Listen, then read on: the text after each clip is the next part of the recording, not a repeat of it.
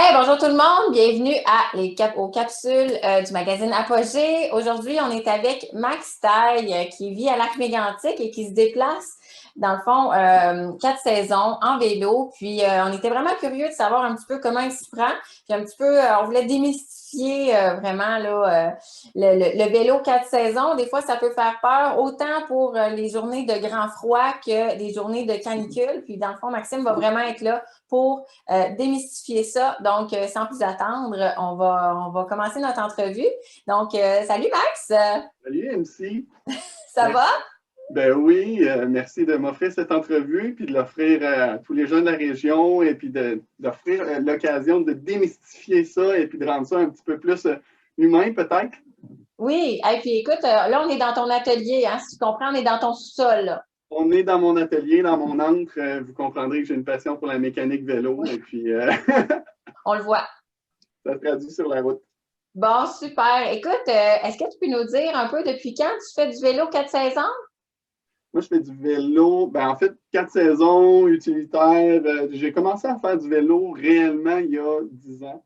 Et puis, en fait, ce qui a déclenché, c'est venu tout d'un coup, là, c'est ce qui a déclenché ma passion pour le vélo. C'est à la fois un projet fou. Un de mes amis, en fait, mon meilleur ami à l'époque, qui me dit j'aimerais vraiment ça faire un projet, un vélo bière, une espèce de route des bières en Belgique puis en Allemagne. OK. Et puis, je veux faire ça à vélo. Fait que, moi, évidemment, on avait 25 ans tous les deux à l'époque. On embarque à pieds joints dans le projet. Et puis, le deuxième facteur, en fait, qui a catalysé mon amour du vélo, c'est le fait que, à ce moment-là, j'avais encore mon vieux vélo d'adolescent, là, puis j'en faisais plus vraiment. J'avais pas de vélo à ma taille. Ça fait que Antoine, mon meilleur ami, il m'a donné un vélo qu'il avait dans son sous-sol disponible. OK. Puis ce vélo-là était ni très vieux, ni très jeune. Il avait roulé beaucoup. Il était en mauvais état. Il était très usé, le vélo. Toutes les pièces étaient usées. Il n'y a à peu près rien qui marchait correctement dessus. Fait qu'il me dit, il y a un endroit à l'Université Laval, et sur le campus, à l'époque, j'étais à Québec, où est-ce qu'ils vont te montrer à le réparer. Ça fait que je me pointe là, à la coop roue libre de l'Université Laval. Et puis, en l'espace d'un été, je suis tombé en amour avec la mécanique vélo. OK. C'est là que j'ai rencontré des gens aussi, des adeptes du cyclisme utilitaire, des gens qui utilisent le vélo comme moyen de déplacement. Fait que là, OK. ensuite, on a fait notre projet fou à l'automne. Ça a cristallisé des super beaux souvenirs de vélo. Ça m'a donné l'envie d'en faire plus. Puis au retour, j'avais un nouvel appartement qui était à 4 km de l'Université Laval. La parfaite distance pour s'initier au vélo utilitaire. 4 km, c'est à marche, c'est 45 minutes, c'est long un peu. En auto, ça ne vaut pas la peine. Je n'avais pas d'auto à l'époque, ça ne valait pas la peine de m'en procurer une. J'étais étudiant, je n'avais pas nécessairement l'argent pour ça. Le vélo, c'est juste parfait. Puis à l'heure de pointe, c'est que le vélo, c'est plus rapide que l'auto. En Oui, ville, que l'autobus, souvent. que l'autobus, ça donne beaucoup plus de liberté. Ça fait que pour moi, le choix était sans équivoque. Il n'y a pas de raison de faire un autre choix que celui du vélo, maintenant que j'avais un bon vélo fonctionnel. OK. Eh bien, Crème, c'est une belle histoire d'amour et d'amitié. Puis, est-ce que tu peux nous expliquer un petit peu, justement, c'est quoi les changements qu'il faut que tu amènes sur ton vélo? Parce que tu en fais l'été, l'hiver, j'imagine que le vélo, il est vraiment pas organisé de la même façon. Veux-tu nous expliquer un petit peu comment on fait pour changer entre les saisons?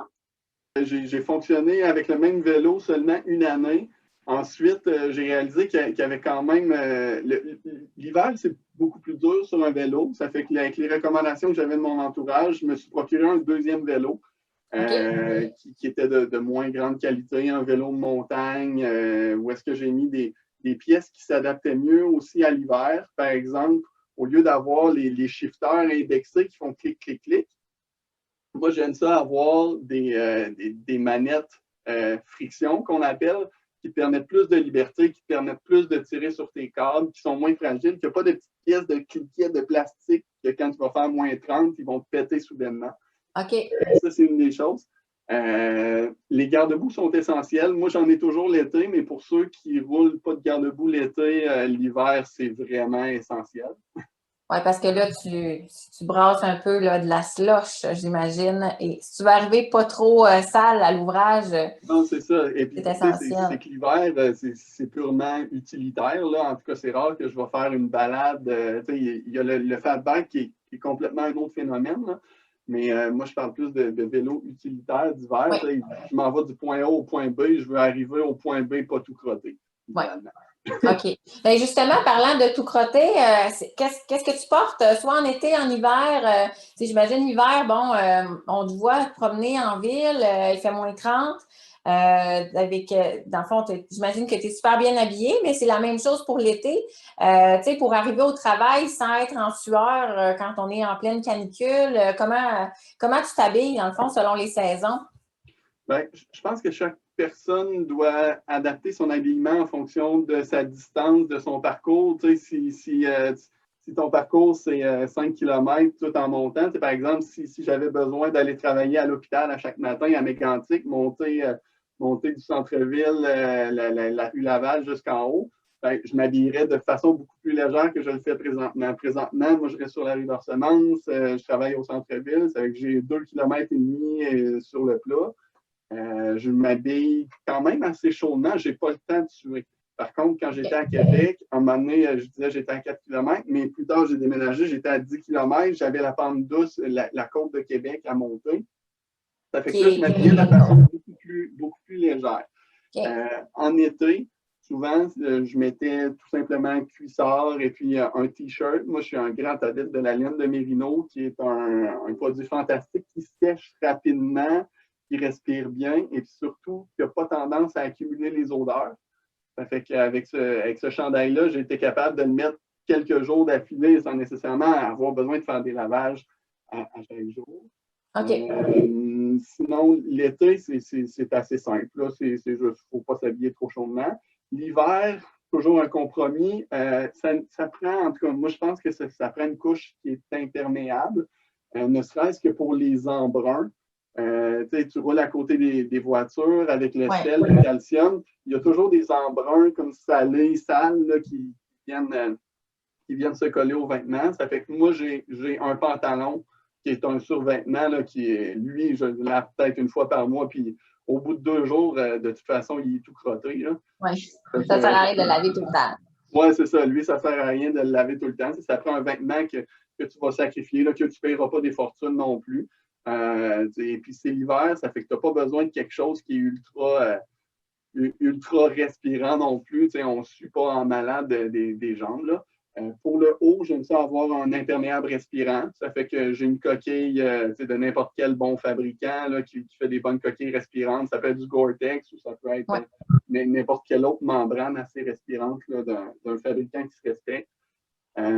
Et puis, en dessous, ben là, comme je disais, ça dépend du parcours que vous allez faire puis de votre tendance à suer.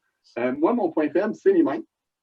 Oui, toi, tu as des mains qui gèlent bien, hein? C'est les mains qui gèlent.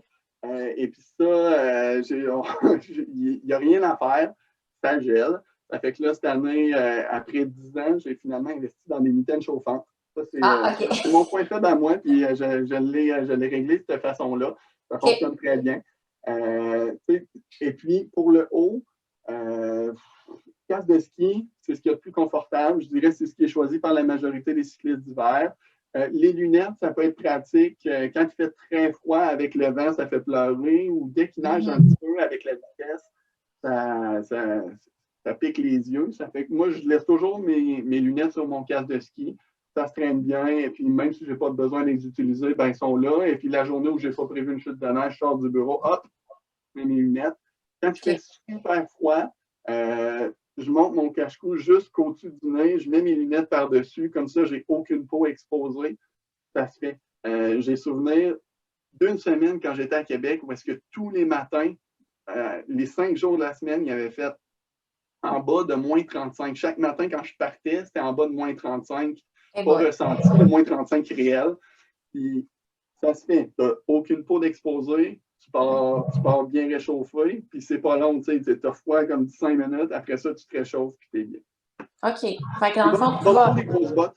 Parce que si tu as trop des grosses bottes, surtout si tu as des porte-bagages, tu peux accrocher tes bagages en arrière. Ça fait que moi, j'ai des bottillons bien isolés.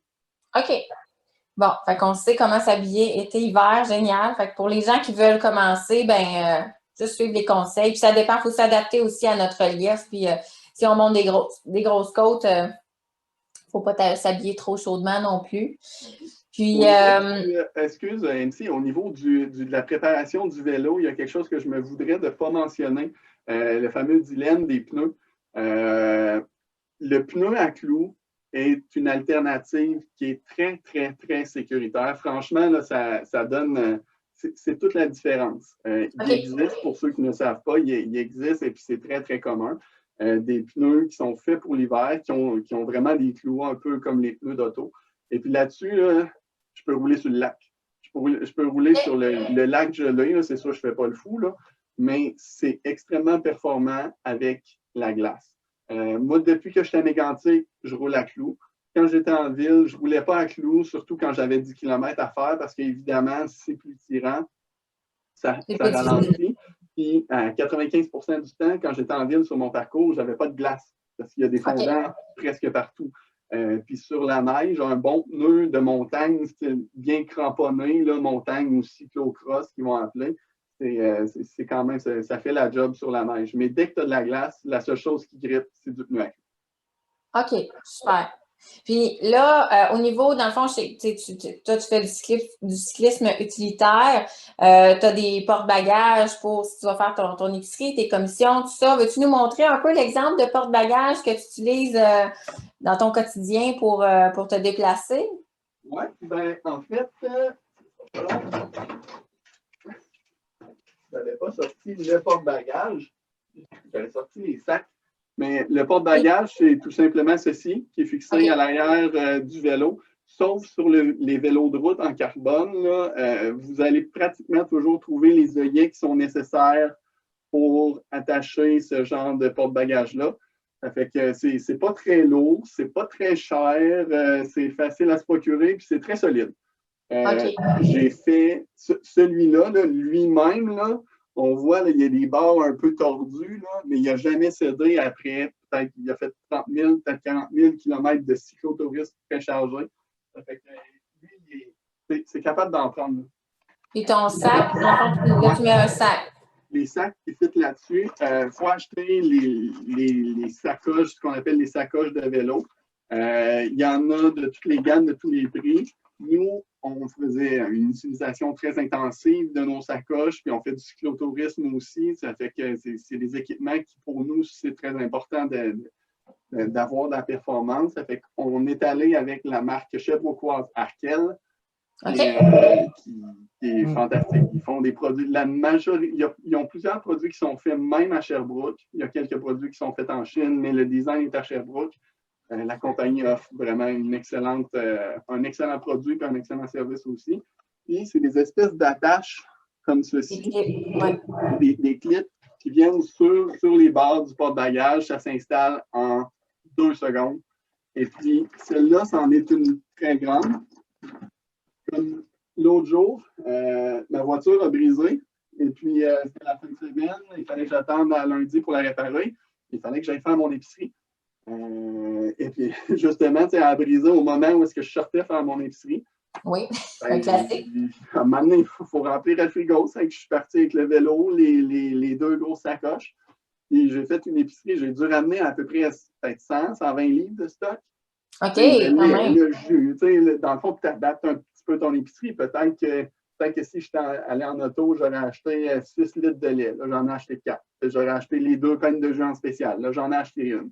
Ouais. Tu adaptes un petit peu, mais c'est vraiment, vraiment faisable. OK. Ah bien, super. Puis, on va parler un petit peu dans le fond, là, vous avez une petite puce qu'elle a 1 an et demi. Vous avez décidé de vous équiper pour pouvoir faire du vélo avec elle, pour pouvoir continuer à faire du cyclisme utilitaire avec votre petite fille. Puis, je pense que vous avez un vélo qui va faire jaser un peu à Mégantic. Oui. En fait, pour l'été, on s'est acheté un chariot de vélo typique, là, dans lequel on la transporte. Et puis là, j'étais un peu... je ne voulais pas utiliser le chariot l'hiver. J'avais peur qu'avec les abrasifs, ça l'endommage, ça le fasse vieillir très rapidement. Puis c'est pas des équipements qui sont faits non plus pour résister à l'hiver. Fait que je voulais une autre solution. J'ai pensé à mettre un siège carrément de bébé derrière sur mon porte-bagages. Sauf que là, premièrement, ça m'enlève la place pour mettre des bagages. Ouais. Puis, deuxièmement, c'est que ce siège-là se retrouve quand même assez élevé. Le vélo a tendance à plus tanguer.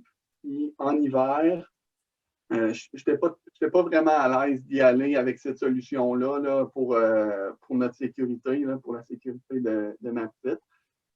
Ça fait qu'on a choisi un vélo, ce qu'on appelle un vélo cargo familial. C'est un vélo qui est fait plus long, plus massif et surtout plus bas. Au lieu d'avoir des roues de 28 pouces à peu près, c'est des roues de 24 pouces. Ça abaisse beaucoup le centre de gravité. Puis la géométrie du vélo est faite de telle sorte que aussi c'est beaucoup plus stable. Tu embarques là-dessus, là, c'est vraiment un cruiser. Là, Un Cadillac. Okay. Tu dis, il n'y a quasiment pas moyen de faire virer ça. C'est que là, on a installé le siège là-dessus. Il y aurait même de la place pour 2 sièges si on voulait. Puis quand les enfants vont grandir, ben là, on aura l'occasion, en fait, de l'exploiter différemment. Là. Il y a plein de petits accessoires qui peuvent se fixer à ça. Okay. Oui, un beau vélo qui va peut-être faire jaser, mais nous, on considère qu'il y a moyen de continuer à faire ça de façon sécuritaire, puis continuer de donner aussi la passion à notre fille pour ça. Là, c'est l'enfer. Là. Elle voit les vélos, elle fait « Vélo, vélo! » Ah oui! C'est vraiment le fun, elle tripe au bout. Ah, c'est le fun. Puis je pense que vous êtes allé en cyclotourisme avec elle aussi cet été. Oui. Là, tantôt, tu parlais que vous avez comme le chariot qui permet, bon, d'être soit de la course, du vélo, on peut mettre des skis de fond aussi là, sur les chariots, le fameux chariot. Ouais. Fait que, est-ce que vous avez comme une organisation différente là, avec pour l'été? Là? Ben, oui, c'est sûr qu'il faut s'organiser, mais on avait déjà une expérience de cyclotourisme assez étoffée. Ça fait que c'était juste comme une étape de plus, c'était d'amener le bébé dans tout ça. Gestion des bagages, ça s'est très bien fait. C'est pas énorme le bagage d'un bébé. Le plus gros défi, et puis ça rejoint un peu ta dernière entrevue que tu as fait avec Caroline Mercier, c'est les couches. Ouais.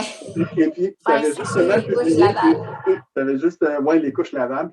Tu avais justement publié une photo où est-ce qu'on voyait le setup de séchage de couches qu'on avait fait sur le chariot.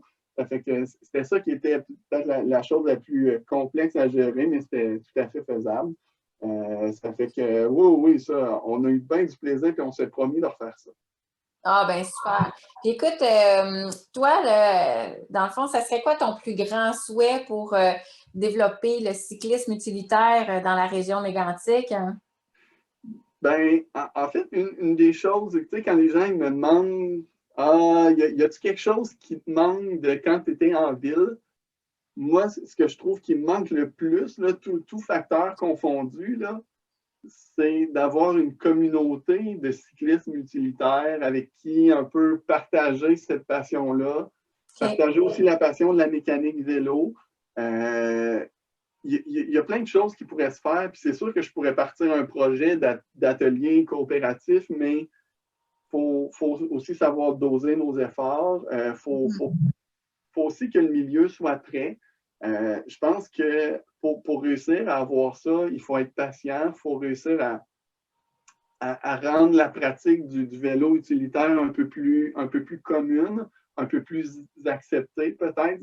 C'est pas qu'il n'est pas accepté. Je vois plein d'approbations. Par exemple, je roule dans ma rue, là, je rencontre des marcheurs, ils me disent « Ah, c'est beau de vous voir, c'est beau de vous voir. » La majorité des gens sont conscients que c'est quelque chose de positif. Mais il faut que plus de gens osent le faire pour qu'ensuite, là, on rentre avec force avec peut-être un projet comme ça. Puis qu'il y ait une petite communauté qui se développe autour de ça, là aussi. Là. Ouais. Puis, dans le fond, si tu avais un conseil à donner aux gens qui hésitent, il y a peut-être des gens là, qui écoutent et qui se disent, moi j'hésite, j'aimerais ça commencer à me déplacer à vélo, mais je ne sais pas par où commencer. C'est quoi le conseil que tu donnerais à ces personnes-là? Fonce, pose-toi pas de questions. Non, c'est une blague. Foncez pas sans vous poser de questions. Posez-vous justement les bonnes questions. Les bonnes questions, c'est quoi? C'est qu'est-ce que ça m'apporte le vélo? Avant de commencer, mettons, à faire du cyclisme utilitaire 4 saisons, juste peut-être commencer l'été, de voir c'est quoi que ça vous apporte comme bien-être. Moi, je fais le choix de continuer, même à Mégantic, de le faire. Je vous disais, en ville, je ne me posais pas la question, c'était juste plus rapide que l'automobile à l'heure de pointe. À Mégantic, c'est plus vrai. Il y a pas autant de trafic, à part si tu veux tourner à gauche à rue Laval à midi. Là, là ça, c'est intense. Au moins 20 secondes, là. Oui, c'est ça. Ça fait qu'il n'y a aucun cas réellement à Mégantic où est-ce que c'est plus rapide de prendre le vélo que la voiture. Ça fait que ça, il faut que tu évacues ça, tu sais. Puis après ça, qu'est-ce qui reste? Ben, pour moi, par exemple, ce qui me reste de bonheur et puis la plus-value que je vois à ça, c'est que mettons sur une journée, moi je travaille à 2,5 km, je le fais 4 fois par jour. Je reviens dîner, ça me fait 10 km. Au total, peut-être une trentaine, 35 minutes de vélo par jour, été comme hiver. Ben, ces 30-35 minutes-là par jour dehors à faire de l'exercice, pour moi, c'est un minimum. Sinon, je ne me sens pas bien. Là, présentement, on est en télétravail, puis je me rends compte que quand je ne suis pas sorti là, à 5 heures, là, puis que je finis de travailler, là, j'ai vraiment besoin d'aller prendre un gros bol d'air. Puis là, je vais prendre une marche une demi-heure. Tant qu'à faire, tu vas au bureau, tu t'en sers. Ce temps-là, il n'est pas perdu finalement.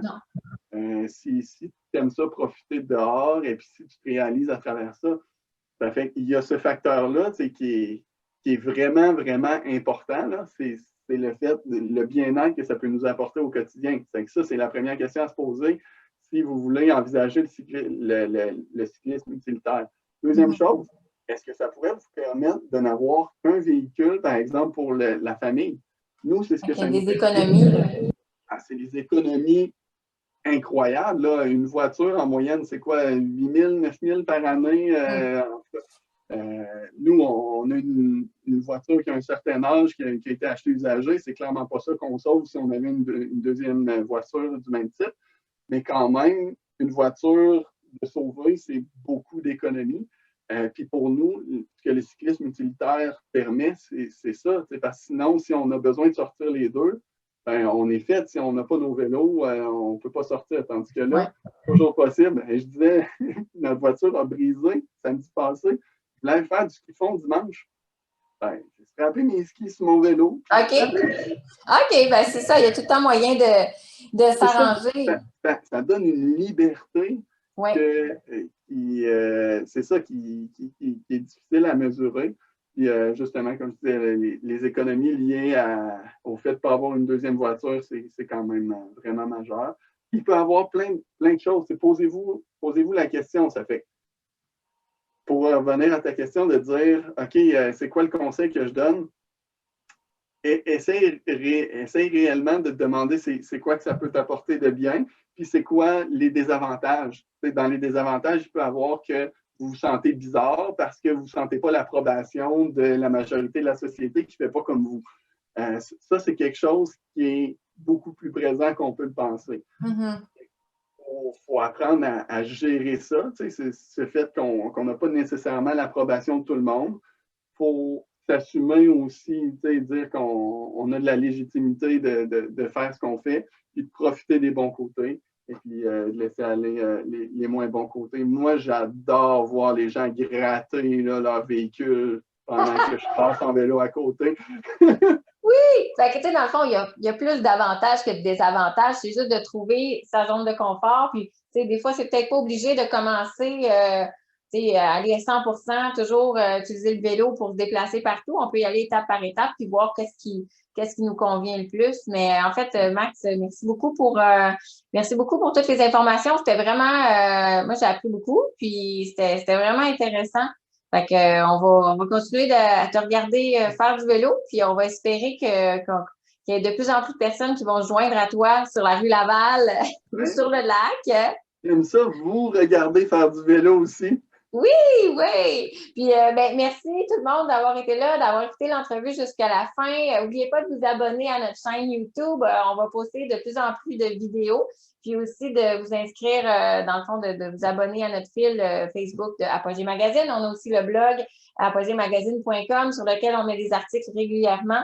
Donc, n'oubliez pas de nous suivre. Puis, on est là pour toujours donner plus de valeur puis vous amener des belles informations sur la région puis sur différentes façons de faire, en fait, pour vous faire apprendre dans chaque article et dans chaque entrevue. Donc, merci beaucoup. Puis, on se dit à la prochaine!